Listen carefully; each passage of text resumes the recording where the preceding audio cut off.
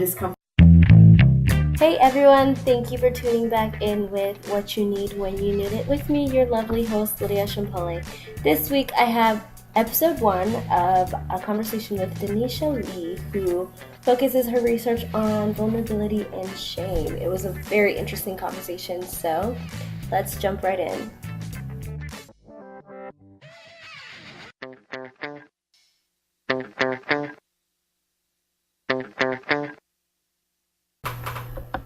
I'll take a self-defense. I almost fought someone. Okay, I am not a violent person. So when I say I almost fought someone for the second time, this was like I went out with my god sister, and this guy was like groping us all night. Oh. And so he went up to every single person in our group. And it was like 10 of us. Yeah. And he kept doing that. So I went out to him at the end of the night and I said, yo, so now it's to a point where we've all told you no. And as a unit, we've told you no. I need you to back up. And if you don't, we're going to have a problem. He literally is like this drunk guy, solid ass ginger. Yeah. And he was like just sitting there. And I was like, I don't think you understand. Like, you're pissing me the fuck off right now. Mm-hmm. And I'll, like, it's a dude. I'll fight you. Like, I'm fine. I'm a lot stronger than I look. So I was like, let's back up. Like, we're cool.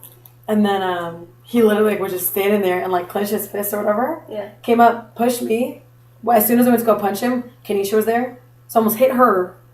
And then literally he shoved her to the floor and security got him out. Oh my God. I was like, they're trying to have me kill him. Okay, so what is your podcast? Wait, no, these are questions to you. Oh, you're asking me questions? No, I don't have questions yet. That's fine. You're fine. I'm trying to organize myself. I feel like those situations always end up badly. I've seen a girl get punched by a guy. Literally, when he got bucked, like as soon as he stepped up to me, I was so ready to knock him.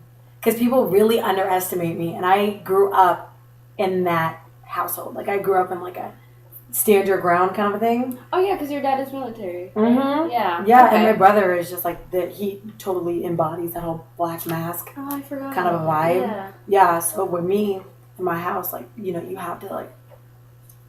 Show up. Yeah. Yeah, my mom was the one saying walk away, but my dad's like, if someone steps to you, you better stand your ground and show them what's up, like whatever. Plus, people think I'm like this little scrawny little thing. So it's so great. You kind of do look like a little scrawny thing. Right, but I'm strong as shit. So it's like, okay, fight me. Guarantee you will be surprised. Oh my God. So I was like, this guy's bigger than me, but I got that natural strength, Yeah. Okay. Have you been taught how to punch or like? Yeah. You did? Legit. I feel like I have to see this now. Yeah. I was like, we'll fight. Practice your self-defense when they're trying to like come at you. Oh my God, yeah. I love Krav Maga so much. Oh my goodness. I want to take one of those classes. You should. It's free for a week. Really? Mm-hmm. Yeah, down here? That's the problem. Yeah. That's okay. It is free. I'll show up and be like, yeah, I'm right here to whip Lydia's ass. Is that okay, guys? Especially, yeah. just her. I'm only here to fight her once. And then I'm leaving. No, I haven't learned enough yet to fight. That's okay. It's to defend yourself, not to fight. Right? It's to do both. The first person who attacks wins the fight. So wins, yeah. Why? Because you started it. Just because you're prepared, you're being aggressive, and usually within the first couple of hits, the person is down. So if you're the person being hit, it's harder for you to recover and then hit. That makes sense. Because when like I like pushed me or whatever, I was like, Kenisha, if you didn't like step in, I would have actually been able to like get it. Mm-hmm. I was like, I can't have my friend get in the way of me trying to fight somebody. Yeah, and end up hurting her. Yeah, I was like, you knew I was about to punch this motherfucker. You stepped in. Like, why would you do that? Safety. She literally was like, Danisha, I'm looking out for you. Yeah. I would, fight anybody for you. And I was like, I get that, but I was trying to fight him for you guys. Let me be. She's like, well, he touched you, and I was like, I know that. That was the green light for me. You don't feel like you're just supposed to walk away from that? Normally, that's the thing. I don't believe in violence like that. Yeah. Like, I get the primal side of violence. Mm-hmm. But aside from that, I believe in living through a love ethic. And that overall has a stronger power than the violence. Yeah. But with this guy, it was to the point where it was threatening to my friends and my peers. Like, his actions. And so I was like, you know what? To neutralize the threat, if no one's going to get you out of here. Yes.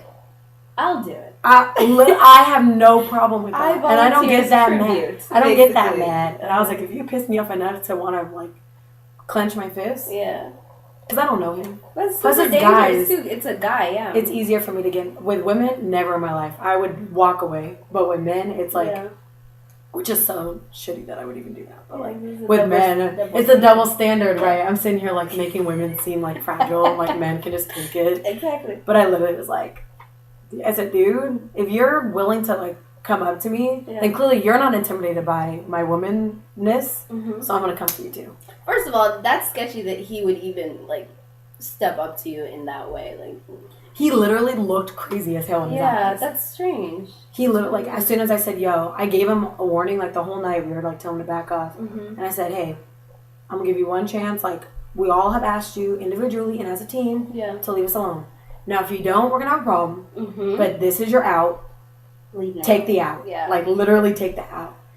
And he was looking at me crazy, and Kanisha was like, no, seriously, like, get out. And we were, like, trying to tell him, and he just was standing there, clenched his fists, looking psychotic. Like, he was ready to, like, fight.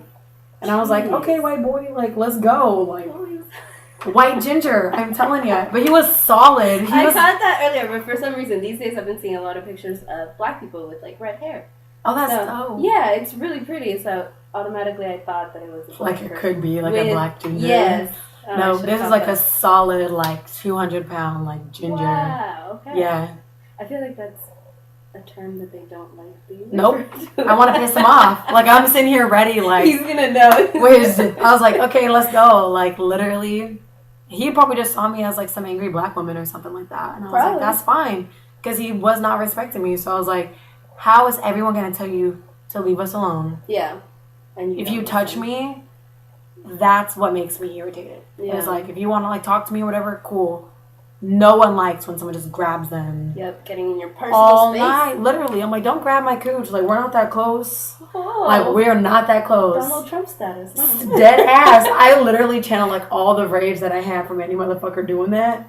And was like, I feel bad for this guy. Yeah. Security's like, oh, we'll get him out. I was like, where were you, like, an hour ago when he was on us? Like, well, we'll get him out now. It has to become, like, an actual problem for them to do anything. Right. And I'm like, how is groping not a problem? Like, that's where I do the line. Is like, when is the assault? Sometimes I wish that women would just start doing those things to men. Someone grabbed R. Kelly's dick and he liked it. Oh. On stage. Good to know. Okay. Yeah. He was, like, all up in their business, and she was, like, stroking his dick. And then he was, like, being R. Kelly and was, like thrusting his hips out and stuff. And she was just, like, touching it on the outside. And then, like, he literally was, like, fucking her hand. And it was so weird. And as soon as he was done, right before he walked away, she, like, grabbed his junk. And he, like, stuck in the back and was like, I like that shit. So it's, like, there's a video. You gotta check it. No, I'm not gonna watch that. I'm so serious. I was like, I don't want to go to an R. Kelly concert. He creeps me the fuck out. So I was like, I would never go to one of his shows. He creeps the world out. I would not be front row at an R. Kelly concert. I wouldn't be at an R. Kelly concert to begin with. Really? You don't want to hear Trapped in the Closet on, like, 20 chapters? No. No. That's good, yeah. You can listen to that on YouTube. Literally watch the videos? Mm-hmm. Have you seen the whole thing? Me and my sisters watched, like, half of them, and then we just got bored. It gets so much better towards the end. Because everybody's just, like, cheating on everybody. And yeah. It's just great. And they have, like, an episode of Family Guy that goes through that, too. Which is hilarious. I think it's Family Guy. Really? I wouldn't be surprised if it's Family Guy. Because that show is very... hilarious. Bold. It gives me a lot of material to work with. Like, in my field. It's a great thing. But they do it on purpose. Yeah. Right, but... They do.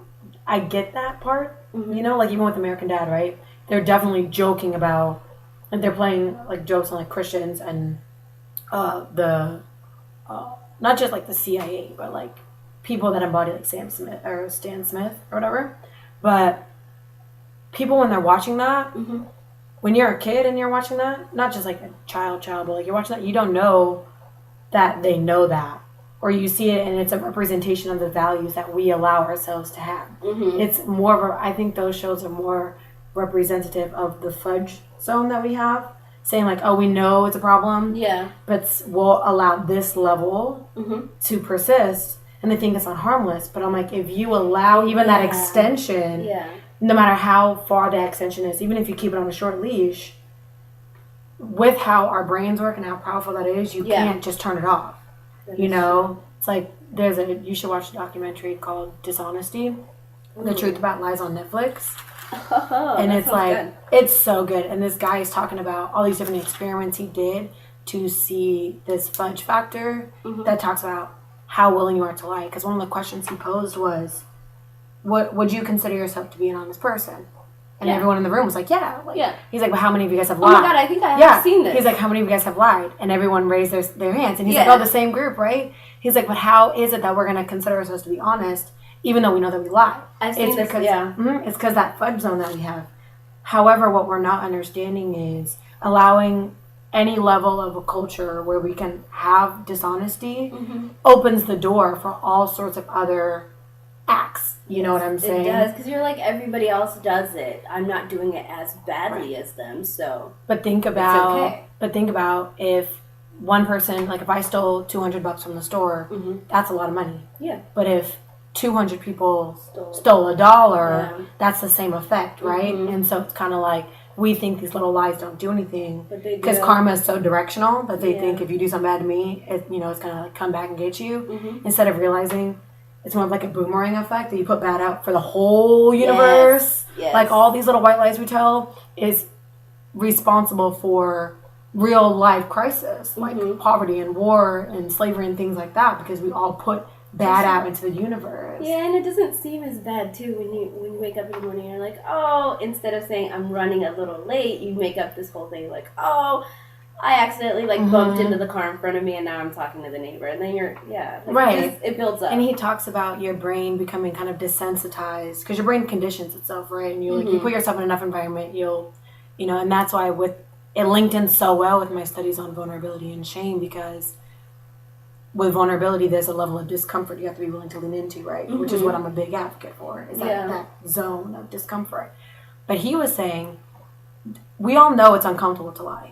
From childhood on, we know we don't like it, but you do it enough, eventually it becomes just a little pill you have to swallow. Yeah, instead of a whole instead of like the whole physiological shaking and nerves and all that kind of regret. So he was saying he was saying about how our brain is able to really numb our experience to lying. But if you look at that in the sense of if we were to live virtuous life of being honest, it would be very uncomfortable, I'm sure, to be honest 90% of the time. It would be very uncomfortable, but we are more willing to lean into the discomfort of lying than lean into the discomfort of honesty. So even though there's such a space, clearly, it would be we'd be very uncomfortable with being honest all the time. It would be something so unfamiliar to us. But isn't that more beneficial? Wouldn't that be so much better if our mind was numb to the nerves that come from telling the truth? Because honestly, if you're going to be honest, that's a better trait. That's what we all want. So we see that we can lean into discomfort with grieving and addiction and things like that. We're taught to kind of break down and then get back up. Trust the process. Lean into discomfort. 12 steps. But we don't do, 12 steps. It's going to be hell, but it's worth it. But we don't see that in terms of because everyone will say, well, Danisha, that's too big picture. It's too big picture to live through a love ethic. Well, it's not too big picture. It's just that no one is willing. No, it's not that no one is willing to lean into discomfort, but I don't think we have a culture not only that embodies that, but also that can provide the spiritual nurturement that we would need to lean into discomfort. Like when my friends are uncomfortable and they're shitty, I give them advice and it may make them uncomfortable, but I'm the first one that's going to be there through their whole journey to tell them that it's a good process, that this is what you need to do, like support groups do, things like that. We don't have a community to do that. And you're kind of almost rewarded for the lie. Because there's personal and political gains to be made. Yes, there is. And that's why I started studying vulnerability and shame, is because I feel like that's the real big yin and yang of the world. Like the good and evil is literally love and shame. Yeah, because everything comes back down to shame.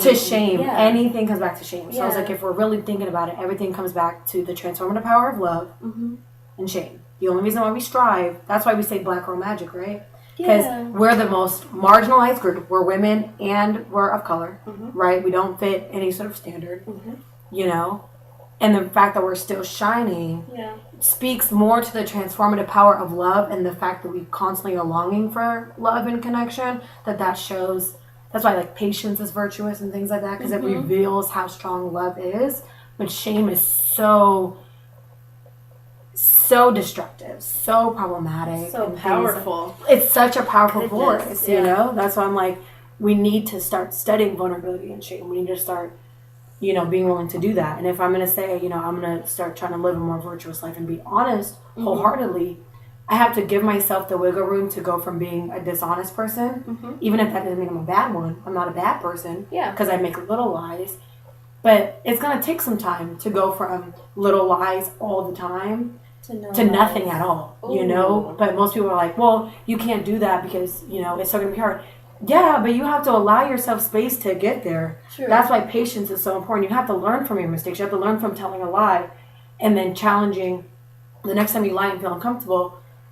It's a test to your convictions. How strong is your conviction to telling the truth? The discomfort is only a test to your conviction. That's how I read discomfort, is how this is how much you have to grow in this field. How determined are you to do that? What are you more willing to lean into, the discomfort of lying or the discomfort of honesty? I would rather be honest, be uncomfortable as hell, and lose people in my life while doing that than keep people in my life from lying or lose people from getting caught in a lie or anything that can come from that space. But how did you get to that area where you realized there's a difference between the discomfort of dishonesty and then, like, where did you decide you needed to make a change? Was there a big moment, or I think for me, over time? Yeah, I think for me, because the kind of person that I am, I grew up I was a very vulnerable child. Yeah. I was very open with my feelings, very transparent, and that caused nothing but hell for me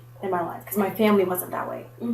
Society isn't that way. Society doesn't teach you to be open with your feelings and to pour your heart on when you're hurting your sleep. I'm that motherfucker. Anyone that knows me, I'm that person. So it was more of my own, like, letting myself have that space to be vulnerable and allowing that within myself and saying, you know what? I'm not going to apologize for being vulnerable when I know the only reason why people are rejecting it is because they're not comfortable with it. It's not a testament to the problem of vulnerability. Yeah. It's more of, I get it. It's a big pill to swallow. It's very difficult to allow yourself space to be physiologically nervous, to go through all of that. So for me, I realized I liked the path that I was on, that it was benefiting me because I was like more of the empath. I was able to see more things that even through my life, I was able to feel more. And I found slowly the beauty in that. Reading really helped me out and things like that. But I think I always, just like when it came to race, I just always knew that something was wrong with it. It didn't sit right with me to numb myself from that. It didn't sit right with me to do that. So even though I was a testament to how I was socialized, right? Sexist, racist, things like that. Yep. That wasn't on me. That conditioning is what deters us from growing because we feel like it's who we are and it feels like we just have to navigate through the social world. Yeah. And once I realized, even though it's really uncomfortable to go against the grain all the time or be that person that doesn't conform, willingly in those spaces, I realized it was possible to choose which way you wanted to go. There's so much pushback, though. And that's what you have. But the thing is, we all know. That there's pushback. MLK got shot. Malcolm X got shot. We see that big forces. That's how powerful it is. That's how these systems that we want to break down are so embedded because of the fact that it's possible to dismantle them. It's possible to go against it. And it just scares them because the reason why we're a dangerous species is because we don't know how to embrace fear. We don't know how to embrace discomfort. Once we started inventing tools, we quit we quit. Like, we want an answer. We want to get it done. We don't want to face our own limitations. And although I've lost friends and I've kind of been that one, like that different person or always kind of, even though that made my life hell and I was depressed and anxious and all of that, people know that I have a light. Like, it still shines through. You definitely do, yeah. Right, and I think that that's what it was for me, is like once I started seeing the beauty of what came from allowing myself that space and being that person, I was like, you know what? That's okay with me. I don't need to assimilate, or even if I go against grain, it's going to make my life difficult. Yeah. I'm going to have no friends, or I'm going to, even if it pushed me to where I was trying to kill myself. Literally, I went through those, still survived, still did everything, right? Didn't know what I was doing, how I was doing it, where it was taking me. Yeah. But it worked. I'm able to do it. I'm able to go against the grain. I'm able to not have the friends and still survive and find people that see that. So it may make your life difficult, but I think if we all understand where we want to be versus where we're at and how much we allow that fudge factor to be, we just need to choose. Like I said, the bottom line is, does it mean more to you to act in accordance of your values, or does it mean more to you to have a life of comfort, even though you know you're still going to lose friends, even if you go with what everyone else is saying, you're still going to lose friends. You're still going to face liars. You're still going to go through the hell of, you're still going to have money troubles. You're still going to have everything else. Yep. So we're lying for comfort when we know that life still is going to be shitty, even in that regard. My life is difficult, sure, but I see things so differently. I feel things so differently. I love the vulnerability. People were telling me that's weakness, and now I'm like, hey, if you think my putting my heart on my sleeve, or my talking too much, or my authenticity is offsetting, that must mean that I am producing such a strong frequency that it's pushing people away. And that's okay, because it's bigger than them. How we're socialized is bigger than the individual, so I don't take it personal anymore. I think it takes a lot of strength to push against the grain and kind of just open up to people, because you don't know how they're going to receive you, and you could lose a lot of people and just have one friend your entire life. Seriously. But I think it's a more genuine friendship that you get with those people that you're open with. So seriously, that's what I just saw. It was a good thing for me, and it's very difficult. But I think for me, since my whole life has been very much like I was the black sheep in school, like people liked me or whatever, but they didn't keep me too close. It was kind of a stiff arm because of the kind of person I am. I took that as there was something wrong with me. Anybody would at that. Right, anyone would, because that's what we're taught, that must mean something's wrong with you. Yeah. But then I realized, I think the reason why people had a problem with me is because I was their moral compass, that they didn't, I was the mirror that they didn't want. You know what I'm saying? I'm that person. And so I realized in school, studying racism helped me a lot too, because no one likes to talk about that stuff, like to, but that was a really difficult field to get into because people want to shut you down and that. So I think with me always kind of being that person that didn't laugh at the racist jokes, or would watch this stuff but still kind of critique and be like, hey, you see how that represented gender, see how that did this, and people didn't like that. I had already gotten a taste of what it was like to go against the grain, because I was like, I would rather not go with what everyone else is saying if that means I'm not going to perpetuate white supremacist constructs. I don't even identify within a race category anymore. Oh, you just don't check a box. I don't. Right, not even, I tell everyone, what are you? I don't identify. You're like, I'm just me. Yeah, I don't identify, I don't even like identifying within femme and masc anymore. I used to say androgynous, but even then, that reinforces the fact that there's a binary. And if I were to say I'm masculine, if I'm a woman saying I'm masculine, I'm trying to say that women can be masculine, right? That I can be that way. But instead of trying to proclaim it and identify and reinforce that men are that way, and that women are that way by using their own language and using that, I can just be, and be a testament to the fact that women can be more than what they're socialized to be without identifying and reinforcing sexist notions. And we shouldn't have to say it anyway. You're just you're just being, but you do for the visibility. Exactly. You do so you can navigate through the social world, which we need, which we want to do, but race didn't exist before the 1700s. Gender didn't exist before that time. We were able to make it before then. We were able to make it before colorism, before any of that. So I stopped identifying as mixed first because they said, well, Danisha, you're saying that there's discrete bloods to be mixed. That's some one-drop rule ideology. Yes. Because if my peers are telling me to identify as black, that's one drop rule. That's white supremacist. Exactly. If I were to say I'm black off of my skin color or my hair texture or whatever it is, if you look at the apartheid in South Africa in the 1900s, they had a fucking categorization chart of the differences. Now that's some white supremacist bullshit. So the very things that we use to find empowerment within our own social space, I was like, would I rather, say that I'm black because I have a peer group and I have a black experience and there's all these reasons and personal political gains to be made by identifying.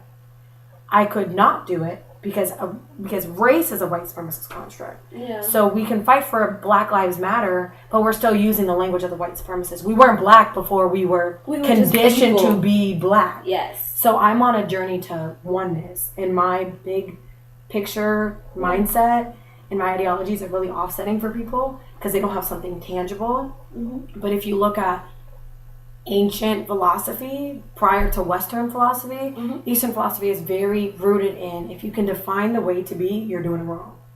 That's Taoism. Ooh, okay. Literally. And so I'm like, you know what, I'm just going to be, and I'm just going to be who I'm at and decolonize my mind as I start pondering, as I start thinking. Mm-hmm.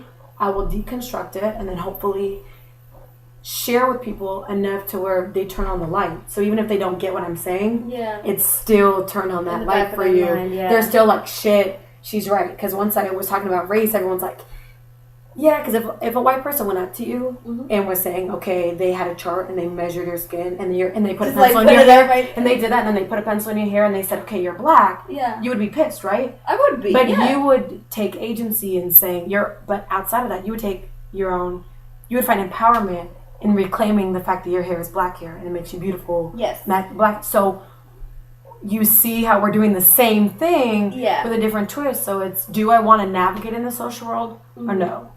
Even if I piss everybody off of color, right? If I know race is a social construct mm-hmm. rooted in nothing but shame mm-hmm. and dehumanizing, because everyone thinks dehumanizing is only in representation or in how we talk, but I don't think we understand how dehumanizing race is. How dehumanizing gender is. Especially here. Even dehumanizing, like, our chromosomes existed before there were chromosomes, before we knew what XX was or mm-hmm. XY or whatever. Mm-hmm.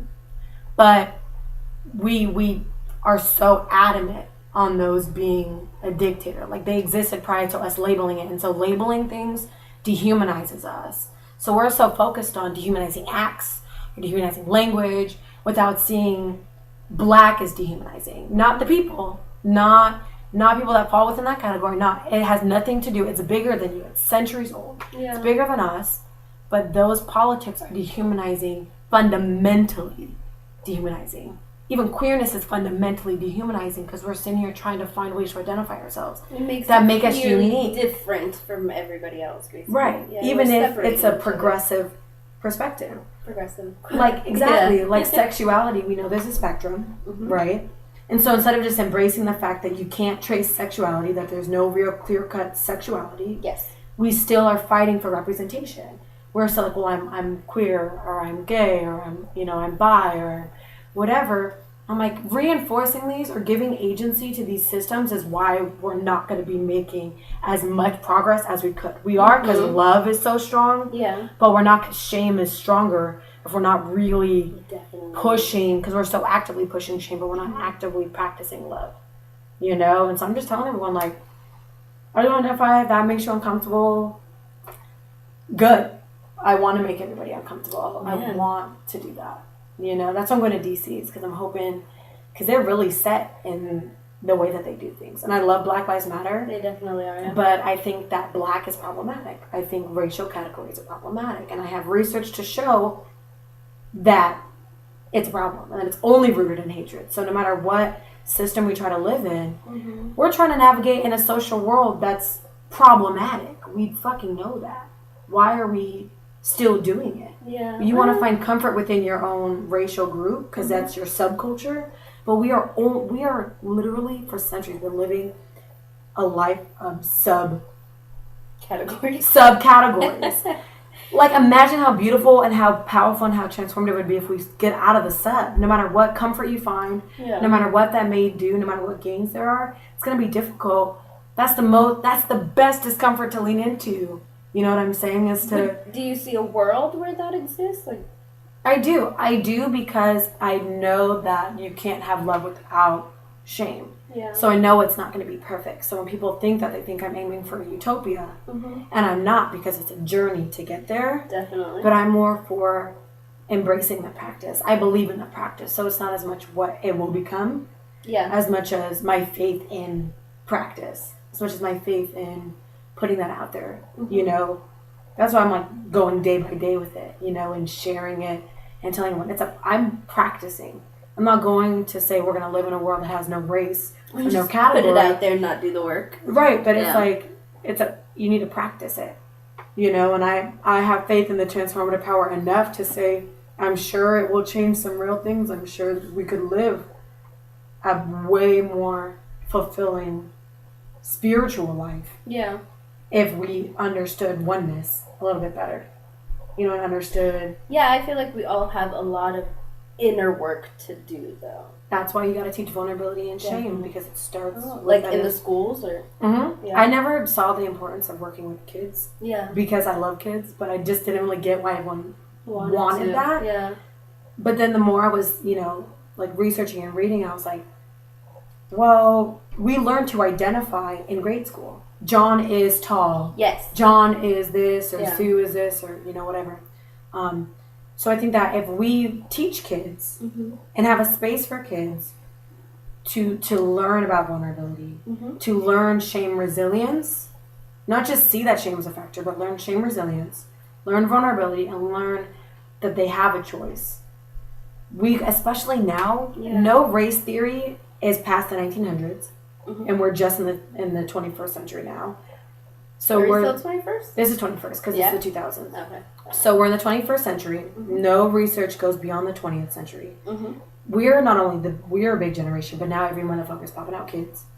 So they're going to be an even bigger generation. Yes. This is the best time right now to make the change, because if we went from one to, you can categorize things by genus and species in the 1700s, to race is skin color. Oh no, race is blood.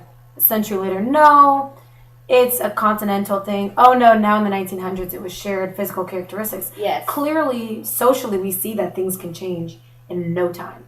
So I'm saying right now I would talk to kids and teach them about vulnerability and shame. And just start. Teach them about social constructions. Yeah. And about navigating through social spaces. I think we need like media literacy, and I think that we need to, I think that we need to give them tool sets rather than teaching them things. We need to teach them about vulnerability, what wholehearted means, what authentic is, to get out of that. So that's why I'm like, maybe I'll go to DC and maybe someone will be like, Danisha, you're onto something, and like help me share that. Do you see yourself like teaching? Like I went to college to be a teacher, a math teacher. Really? Yeah, that's why I went to Wazoo. I thought you just liked math. I know. I love math. I want to be a math teacher. Oh, okay. I did not know that. Yeah, that's why everyone trusts me with their math stuff. Like in college, everyone's like, can you help me with my Alex? Can you do this? Because oh my goodness. I didn't know that. I thought you went for like my basically race and No, I didn't know that until I changed my major from math. Because my advisor, I was like, I've been in these math classes and like I'm good at math. Always have been. But I didn't want to just be in that space. It didn't fuel me. Even though math, like being in that learning environment with math does, it wasn't fueling me in my classes. So I knew I was going to fail if I did it that way because I wasn't going to be happy. Yeah. And they were like, okay, what do you like to do?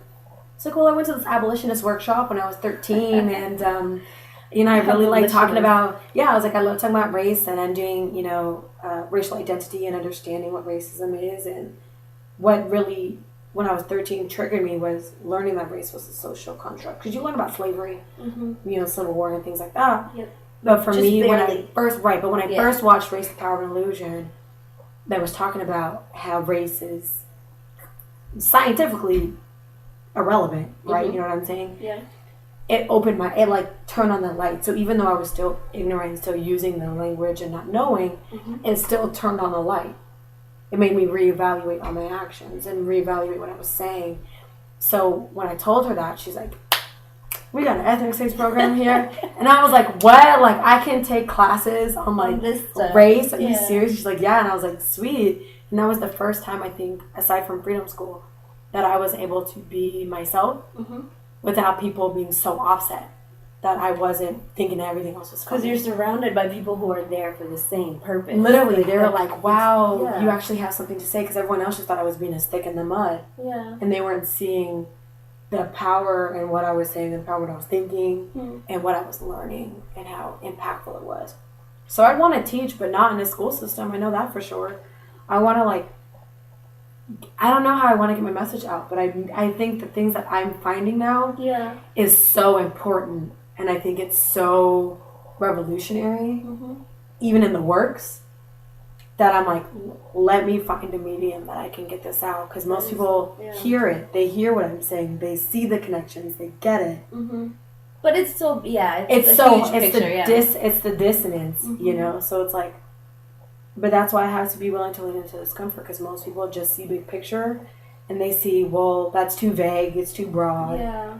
And I'm like, okay, but if you were to say that I have a light, if you would say that I'm enlightened, that I'm a force, right? Yeah.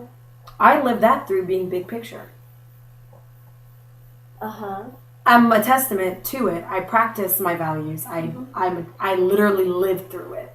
So even though it's offsetting, I'm like, hey, if you think I'm a decent person, I promise you, thinking big picture sometimes helps. You just have to be willing to lean into the discomfort of not knowing. All right, so how would you what would you recommend for a person to start doing on their day-to-day life for them to kind of start leaning into that discomfort and getting more comfortable with dealing with sensitive topics and all of that? What would you recommend them to do? For people to practice. Just practice? And no, what would I tell them to not do? Lying? I think that I need people, or I would want people to take a second and evaluate their situation. Ask themselves what values it is that they want to live in accordance by, and ask if their surroundings, not just their immediate surroundings, but also their culture, everything that they're going with, if that embodies that. And if it doesn't, practice self-love in that space and say, you know what, that's okay, it's bigger than me. Yeah. I didn't get to this, I didn't have a choice, I was just popped out here, socialized, stuck in that space. I don't know. Mine has been such a journey that I don't know where you start, how to tell them to practice it, aside from,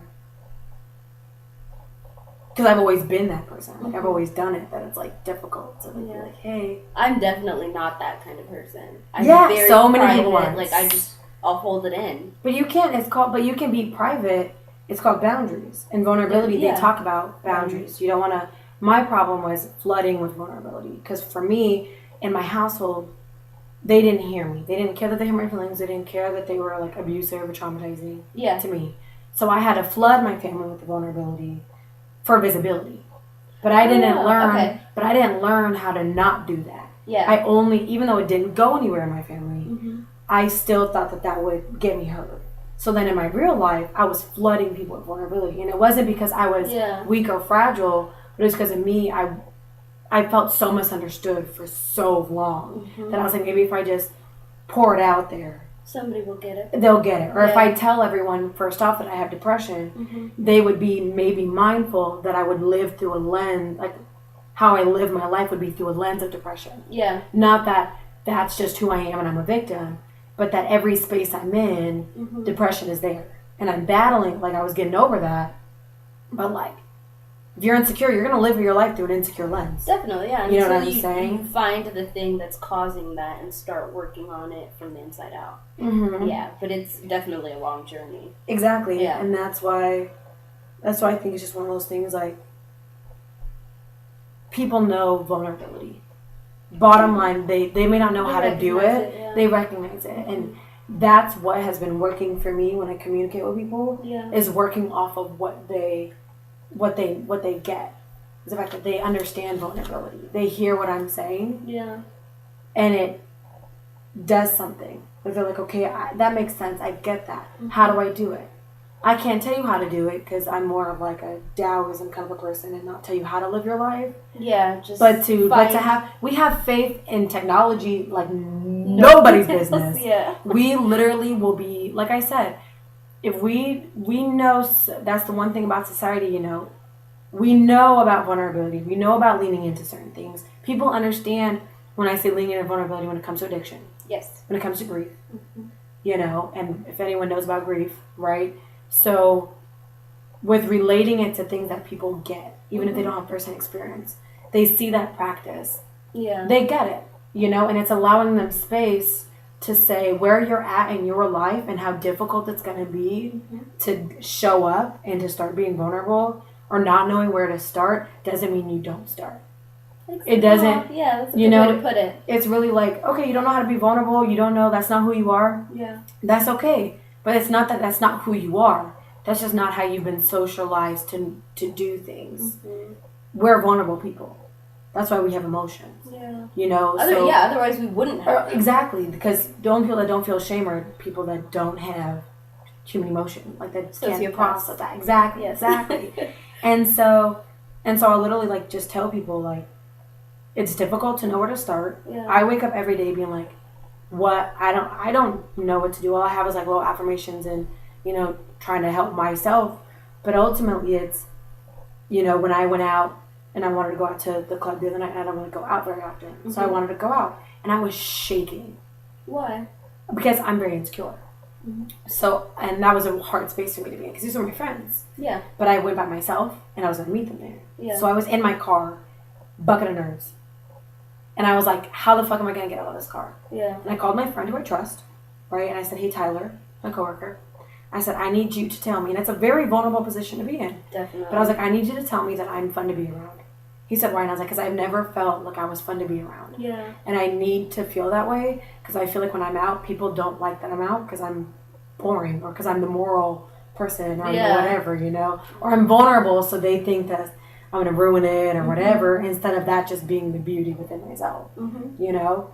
And he was like, no, that's, you know, Danisha, that's okay. And I was so nervous that it was throwing me off. And aside from going to him, that experience for me, I was like, I know I have a lot of room for growth in that area. I know even without being nervous that I can work on my esteem night and day. I love who I am as a person, but like I know that I need to work on my self-esteem, like being beautiful and things like that. So me being nervous in a social situation, how uncomfortable you are in situations, you just need to take a second, allow space to be shaking and be nervous, allow yourself a space to do that, and then with patience and with that self-compassion, you will see love is that strong that it will present you with, this is what you need to work on. You lie. The reason why you're uncomfortable is because if it's a little lie, it's a little discomfort, it's because you could have been honest.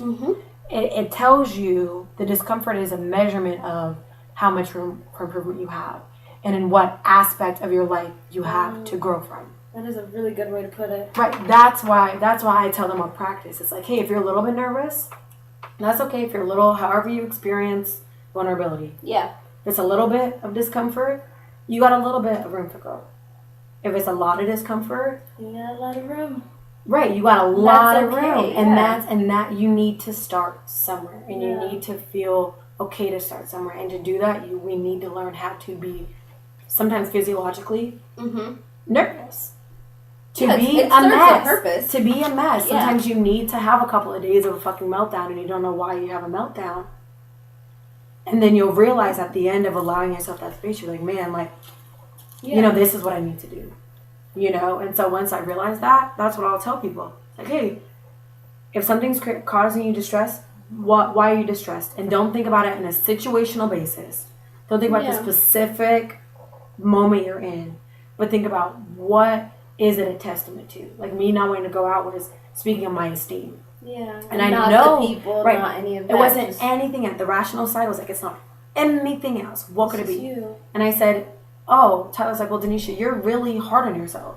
So it could be that your nerves is your body's way and your soul and love's way of getting you to change paths, to love yourself, to feel comfortable with going out. Yeah. You know what I'm saying? And so I was like, yeah, you're right, because this club isn't a big deal. Going out with these people isn't a big deal. Yeah, it's just something But I was else. like, damn, I have a lot of room for improvement here. Yeah. So I should be shaking, just like addicts have a lot of room for improvement. So they go through withdrawals. Yes. It's literally a direct result. It's shame versus love. Man. You know what I'm saying? The discomfort.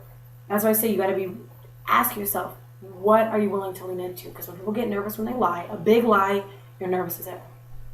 And that nerve isn't because you're going to get caught in a lie. That nervousness, because that's what we are taught to think. That's what gets us out of the big picture stuff, is thinking, oh, we're only nervous because we're going to get caught. Yeah. Sure, but we're nervous because of the fact that we're going so against our grain, or that we have so much room for improvement in that area. Because you know it's wrong. When you You lie, know it's wrong. You can feel it literally in all of your body. But it's like that. But you can't tell. Most people don't know if those nerves are because they're scared to get caught, or because they know it's wrong, or because it's like, hey, this is love's way of saying, I'm giving you another chance. You know what I'm saying? I'm giving you a shot. Yeah. This is another shot. Just own up. Literally, it's like, hey, do it because you will be just as nervous getting caught in that lie or living that lie as you are than being the truth or being in between. Yeah. So it's like, what do you want to do? What's your call? Oh my goodness. I think I might have to try that. I promise you it will work. It's not the easiest life, I'll tell you that. I don't like living in the discomfort every day. Yeah. But it has really helped me out. It has helped me out, and it's like, it's strength. It's strength in a different way. It's strength in a very human way. It's strength even before humans, because we weren't humans until 1700s. 1700s. I will give you the person responsible for that. For the art. Literally, it's an artificial system of category. Artificial, not natural. But do you ever think that humans are just labeling so that they can find a way to explain everything? I think human beings want to do that. Yeah. I think that's our vice. I think that's our Achilles tendon. Is our belonging, explaining. Is our wanting to categorize things and find that. I think that until we find people that have lived it, learned it, and can reteach it and really change the whole social scene for us, it's going to be one of those things that we have to kind of look retro and retrospect and grow, from our mistakes and things like that. I don't know. I just feel like it's possible, and I think that it's worth it, and being uncomfortable pays off. Big time. I'm going to try it. It pays off. Yeah. Like, we want to categorize things. We want to know things, and that's okay. That's what we do. But imagine if we were to do that and have that natural side of us, but it'd be rooted in different things. Like, you see how crazy technology can be, right? Yeah. In a best way. And in the worst way, but in the best way. Lots of the worst ways. But Right. So we see how much we can do, how powerful we are, how powerful that force is. Yeah. Now, if we rooted that in ethics, Ooh, people think that I'm anti-government. I'm not. But if you had a government rooted in a love ethic, it would be different. It would be different. So that's why I'm telling people, I'm like, again, if you're willing to put in long hours to come up with something brand new, to do whatever, that's fine. But if it was rooted in ethics, if we lived through our ethics, we would still, because of shame and love and shame and the yin and yang and the good and bad, those forces, we would still have problems. We would still compartmentalize things or do whatever, but it would be rooted in something totally different. Because we're constantly leaning into discomfort in society. We are or not. Yeah. We're either numbing ourselves or leaning into discomfort. It's just, what are we choosing? Yeah. That's what it is. It's like, we're still going to do what we naturally do. Yeah. But if we changed our values, if we lived our values, if we chose, or nurtured people to where they don't have to so actively choose something that's so against what they've been socialized to do. Like, if you talk to kids. Yes. You won't be like, Danisha, this is going to be difficult for me to lean into discomfort. If as a kid, you were taught to do that. Into it, yeah. So, that's why I tell people, you need to, most people when they're upset, like my coworker Vince, he's my friend, he has panic attacks at work. Anxiety. I know what that's like. Those are bigger than you. Oh, I do. So when he has a panic attack, and he feels bad about it. Yeah. I said, panic attacks are so much bigger than you. They are, really. So don't make yourself feel bad for having that. Yeah. Just like you being hesitant about leaning into discomfort in this regard or being so big picture, that's bigger than you. These feelings are bigger than you. Discomfort is so much larger than life. These forces, love and shame, are so much bigger than ourselves that we need to allow ourselves forgiveness, and that self-compassion to have a journey. Yeah, and the space to feel. Look, that's why I'm that person. I give everyone, if anyone knows anything about me, I want a space to feel how I feel. Yeah. And I want to give space for people. You know, that's why when I was dating, like, straight women, right, with Brie, she thought that it would mean more to me to date someone that was queer or outly queer. Yeah. I said, I'm not here to, or that I would want her to come out to her family. And I was like, that is your space. That is your journey. I am not here to do any of that. Yeah, that's your work. It's not about that. That is your space, because we'll all have a different perspective, you know? But if you study black box theory, that's what literally scares us, that we don't know what's going on. What is black box theory? It's basically a theory that says that we have associations between two things without questioning the mechanism of why we associate those two things. Like the sunrise and morning. Yeah. There's nothing about, if the sun is up for this much time, the sun is down. Yeah. Why is the sunrise being the morning? Especially if we see other species or up at nighttime. Yeah. Why do we associate it? Well, because we're supremacists as human beings, right? We like to think that we're the master species. You know. That is true. Have you read that book? I think I have it. Ishmael. No. Okay. I feel like giving it to you, but I haven't finished it. Goodness. All right, I'm gonna finish it before you leave, and then I'm gonna give it to you. 2 weeks. I got it from this guy. We went to Pike Place Market, and I asked him like what his one book that has influenced his whole method of thinking, and he said Ishmael, and he just afterwards it's like everything that he thought before he read that book changed completely, and that's how he looks at his life. And I was like, wow, that's crazy. Anyways, it's about this gorilla and this man, and they're having theological conversations about like cosmology and cosmogony and all of that kind of stuff, and then just how we came to think that before us nothing else existed. Even if it did, they were dumb. Exactly, yeah, like until that day. Impact, right. We are the reason that the earth was made and the universe exists and all of that. Even though it existed before we were able, like I said, with chromosomes, it existed prior to us knowing what they were, but we attributed meaning. And one thing in the book Daring Greatly by Brene Brown, she talks about is when we do that, we're allowing space for shame in our lives when we identify something. That's the whole thing about this one book called, Oneness. And it's talking about how we're so separate now. Now we all feel so separate. Is when you allow that fudge zone, not just in line. Let's say we apply that fudge factor idea into labeling. We know labeling is dehumanizing. At least within our own species, it's dehumanizing because of the fact that if I say you're Lydia and I'm Danisha, I will only ever see you as a separate entity. I will not see you as connected to me aside from whatever we can have. Right? It would literally be you're you and I'm me. But if we didn't do that, we wouldn't feel that separate feeling. We wouldn't feel like separate entities because we know we're not. And, and in one of the books in ecology that I'm reading, I literally was talking about how when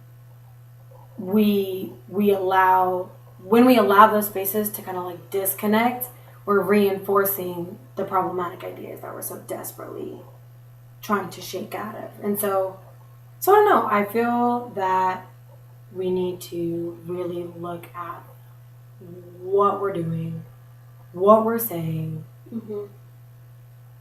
and get like we can't keep practicing shaming techniques, even if it's not literally you're not worthy of connection. It happens that way when we stop seeing ourselves as one. We allow space for that if we see that. You know what I'm saying? And it becomes easier to kind of disassociate yourself from society and kind of make decisions where you know it's going to benefit you and hurt somebody else. Right. Just like when I said, if one person steals a couple $100 and a bunch of people do, we're stealing $1, but we're not thinking about the ramifications. That's why even in the documentary it was awesome because they were talking about we all hate the IRS and we hate taxes and things like that. But so many people will fudge the system to get the best refund that we're stealing money from the government. Yet we're blaming the top 1% for poverty when we don't understand that we're taking money out of the government that could go to fix systems. Not saying that the bigger ups are looking out for us, but we're also not doing our part. We're also hindering things. We're also responsible. And I think that individuality is great for the personal and political gains, especially with navigating through a social world. Yeah. I couldn't tell you how to navigate a social world without identifying as Danisha, without seeing myself as that. I don't know how to. But just because I don't know how to doesn't mean it's not possible. We just need to be okay with ambiguity. And we're not. With not knowing what's going on. We hate that. I hate that. It makes me worry. Like, and we hate that because we stopped evolving as... I think our brains keep evolving. Yeah. You know, because love really is looking out for us and really trying to help us get it together. Mm-hmm. But we stopped evolving when we made fire. That's why I couldn't even be outside in the 40-degree weather without freezing. True. That's just how weak we are. That's not it's not my fault that I can't handle 40-degree weather. But our species stopped doing that. Mm-hmm. We stopped allowing ourselves to do that. We need to stop allowing these fudge zones. Be like, you know what? I'm trying to get out of the banks. And not because I'm anti-capitalist or anything, even though I am. I'm real commie. Die-hard commie. But oh, goodness, yeah, but it'll take a lot for me to get everything out of the banks and to, wipe out of that. Things that make my life very difficult. It will, yeah. To have There's a lot of things you won't be able to do. Right, but you need to ask yourself, is having that new iPod worth child labor? We all know that happens. Yeah. And we are like, oh, well, we know that happens and we know it's wrong. But it's okay. But we're still letting it be. Yeah. And so we need to ask ourselves, is that the kind of life that we want to live? Oh, that is so true. Where we turn our backs to what we know is wrong because it's out of sight, out of mind. And it makes our life easier. Right. Or do we just decide to not fund those systems? And if we took away our money, they wouldn't be doing those things. Right. And they'd probably lose their shit. Yeah. Right. The reason why race is so embedded is because if people understood oneness, whiteness wouldn't exist. That's why there's this white fragility. There wouldn't be a difference. Yeah, because whiteness only... There's a book I read that was beautiful called The Future of Whiteness. Mm-hmm. It's a great analytic. It's like analytical whiteness, and it goes into the instability of racism. Mm-hmm. The instability of racism in this book is vulnerability and shame. Ooh. Swear to God, when I read that, I was like, guys! I was like, oh my God, guys, I knew it. I'm ready. Like, let's go. Like, I loved it. Yeah. And she was talking about how white was only created by distinguishing what it is not. Mm-hmm. And then what was left was white. That's why we saw Jewish being entered late, Irish. Yes. Things like that. We started seeing all those different people being able to get in there because they were pushing everybody out. And one of the threats to not only whiteness but race is by embracing oneness and by understanding that there is no difference. That understand that the very categories, the very things that you, like if I were to say, what's your race? And you'd say black, right?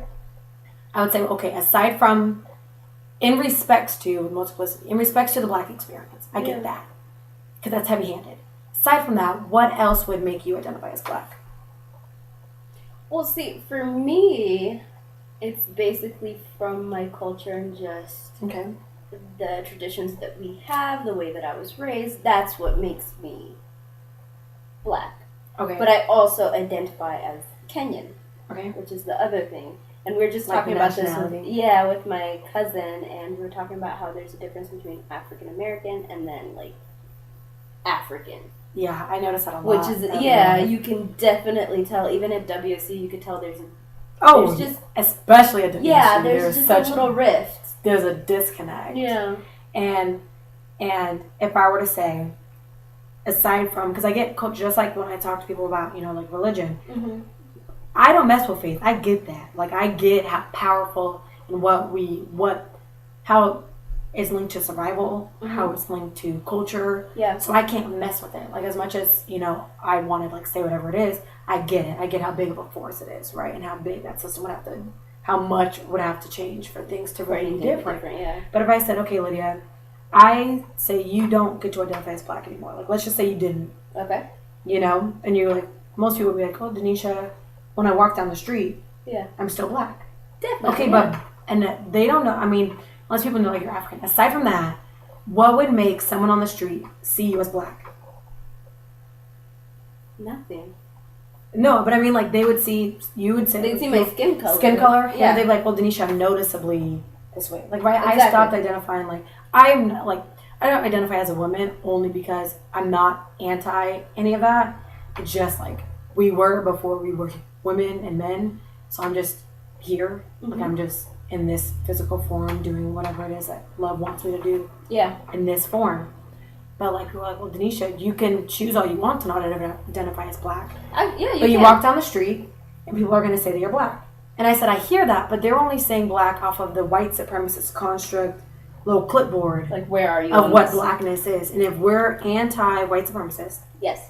If we believe that that's fucked up, like I said, if someone went up to you and started shoving things in your hair, looking at your teeth, looking at your build, and measuring your skin color, you would want to fight them. Don't use that as the very same markers for your own racial category. Oh, wow. Because it wouldn't exist if we didn't accept that caste system.